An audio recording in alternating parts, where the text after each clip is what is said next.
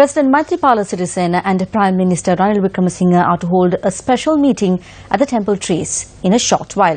We now cross live to Newsfirst Shahin Jurangpati outside Temple Trees. Shahin?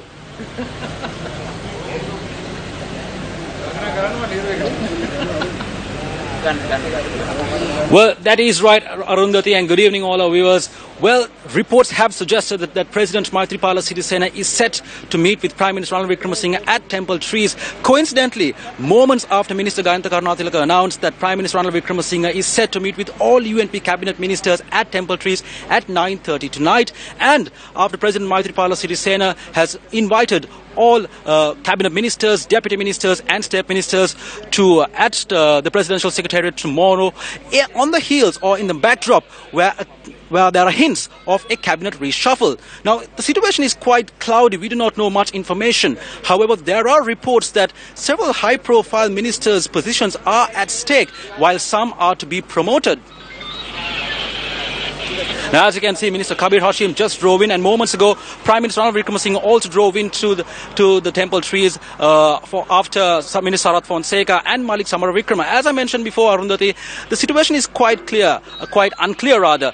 And Newsfirst will, of course, we'll keep our eye on the ball and see what will happen at Temple Trees. It's back to the newsroom. Thank you, Shahin, for bringing us the latest. Minister Gayantha Karunatilaka has announced that all UNP cabinet ministers will also be meeting with the Prime Minister at Temple Trees at 9:30 tonight. Now, this meeting comes on the heels of summons issued by President Maithripala Sirisena to all cabinet, state and deputy ministers to be present at the presidential secretariat at 8:30 tomorrow morning, amidst a backdrop where various factions have hinted of a possible cabinet reshuffle. However, State Minister of Finance Lakshmi Abebadana said the meeting tomorrow will focus on political, social and public issues. Joining us from the newsroom now with more information on the speculation surrounding a proposed cabinet reshuffle are Nadim Majid and Chaturanga Hapuarachi. Thank you, Roy, for the chance. I'm going to tell you something interesting today. There's lots of excitement happening at the Temple Trees as we speak. As you said, I'm joined by Newsfirst Nadim Majid, friend and colleague. We are going to discuss about this cabinet reshuffle, the proposed cabinet reshuffle as we go along. Nadim, I want to ask you a question. Something is definitely going down at the Temple Trees this evening. Lots of senior ministers coming in. Did the UNP want to beat the SLFP into convening tonight and make the decisions so that they have upper hand when it comes to tomorrow? This is the thing, Chaturanga Hapachi. I think that it's going to be more of a sort of a damage control situation. I think the Prime Minister will be looking to assuage the fears of the UNP cabinet ministers who may or may not be losing their positions or being transferred into other portfolios tomorrow. One thing straight off the bat is that this cabinet reshuffle is probably overdue, and in fact maybe it's reflective of disunity in the national unity government. But Nadim, the government, when it came to power back in 2015, they promised that the cabinet will be limited to 35 MPs. Therefore, they had to amalgamate certain ministries like the Ministry of Highways and Higher Education, Southern Development and Law and Order. See, but that made no sense in the first place. I mean, where in the world you find a Highways Ministry and a Higher Education Ministry merged together?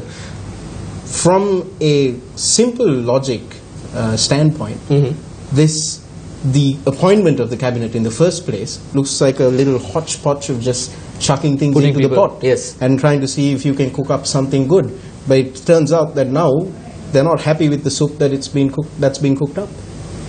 Nadim, the government was put into place with the SLFP and the UNP. The president holds the power of the SLFP ministers, and the UNP leader, Prime Minister Ranil Wickremesinghe, holds the power of the UNP ministers. Now, will there be a cross change? What I mean is, will the SLFP ministers and the UNP ministers be, certain ministers hold the SLFP positions? Will they be changed as well?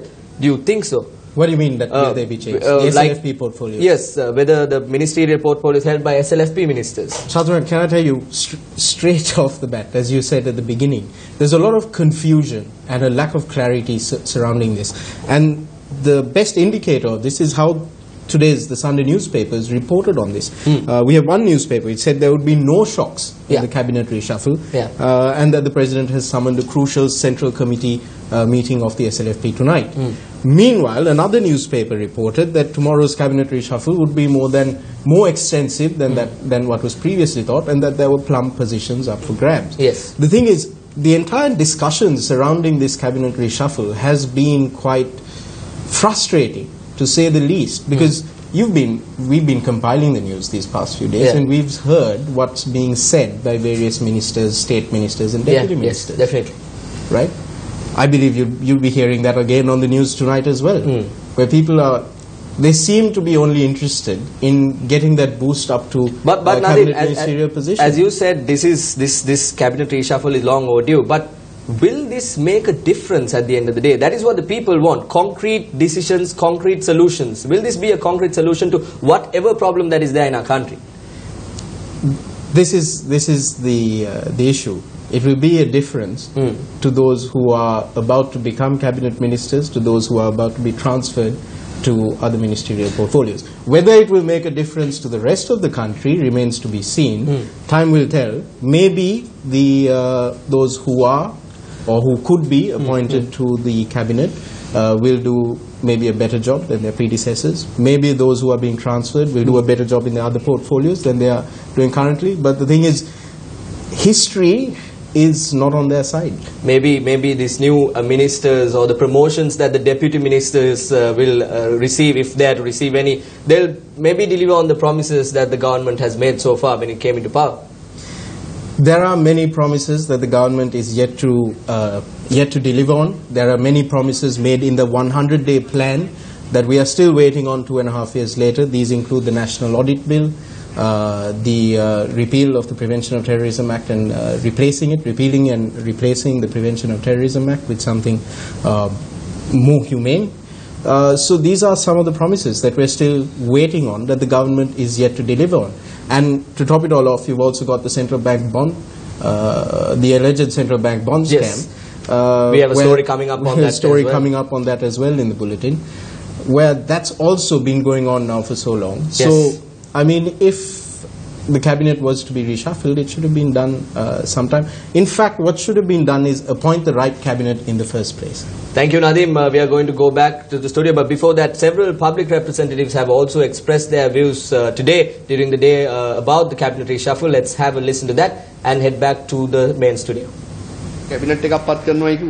They said a new cabinet would be appointed, but has it been done? This is apparently happening tomorrow. If at most, those in this room would be shifted to the other, there will be no difference. The government is trying to go in for a public referendum over the constitution. Even the proposed cabinet reshuffle is being targeted at a public referendum, not the local government election. The government is trying to wash their hands off by throwing all the blame onto Ravi Karunanayake for all the crimes.